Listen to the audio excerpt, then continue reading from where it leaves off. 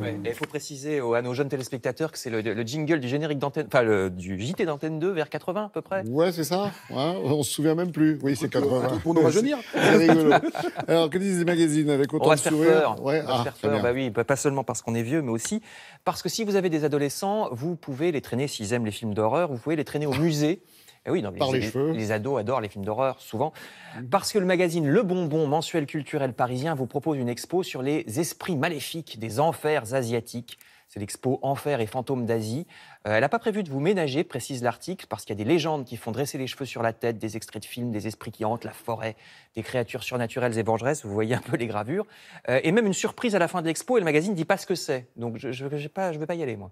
D'accord. Expo au musée du Quai Branly à Paris jusqu'au 15 juillet, hélas. On peut aussi se faire peur avec des réalités dans cet autre journal. Ça fait davantage peur parce que c'est la réalité. Je vous conseille ce hors-série du Canard enchaîné. C'est le dico de la malbouffe. Et là, on ne sait plus quoi manger, tellement ce numéro nous révèle les horreurs, là aussi, que nous absorbons. Saviez-vous, par exemple, que les emballages anti-adhésifs des hamburgers sont soupçonnés de rendre stérile et de donner le cancer, de même que les adhésifs des poêles à frire, qui contiennent une substance interdite aux USA, mais encore autorisée en Europe? Vous n'aurez plus non plus envie de manger des chips, des cornflakes ou des biscuits industriels. Tout ce qui a été grillé à haute température étant soupçonné là aussi d'être cancérigène. De même que la majorité des études montrent que les enfants qui prennent des édulcorants grossissent. Contrairement à ce qu'on pourrait croire, les édulcorants ne permettent pas de maigrir. Le fromage, vous voyez ces fils-là, c'est censé être du fromage, parce que les fromages des plats industriels comme les pizzas, c'est même pas du fromage, c'est un mélange de protéines, de lait, d'huile de palme et d'exhausteurs de goût. Voilà, bravo. Ne croyez pas vous en tirer en mangeant des fruits, en tout cas des fruits exotiques qui viennent de pays étrangers, parce que souvent, même quand ils sont marqués bio, ces pays ne sont pas très sérieux sur le bio et c'est plein de produits chimiques. Donc, il faut rester sur l'Union européenne pour être sûr que quand on achète des fruits et légumes bio, c'en est. Le Canard enchaîné nous apprend aussi que la majorité des bonbons sont fabriqués à partir de j'aime beaucoup celui-là, de carcasses de porc traitées à l'acide chlorhydrique. Ça donne envie. Ça va de mieux en mieux. Bon appétit si vous nous rejoignez, hein, si vous êtes à table.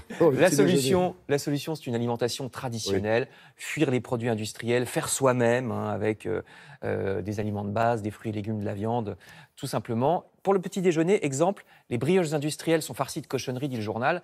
Fuyez les céréales, tout ce qui est industriel. Les dérivés, les cornflakes, les mueslis sont systématiquement trop gras et sucrés. Prenez tout simplement une tartine beurrée avec de la confiture, c'est encore ce qu'il y a de mieux. Regardez, ça fait moins de déchets aussi, ça aussi c'est important, comme nous le confirme Science et Vie, parce que les madeleines, vous savez, qui sont suremballées dans du plastique, on a déjà beaucoup de plastique dans les poubelles, donc tartine, pain beurré. Mais ça pousse pas dans le jardin, ça, donc on est bien obligé d'en acheter.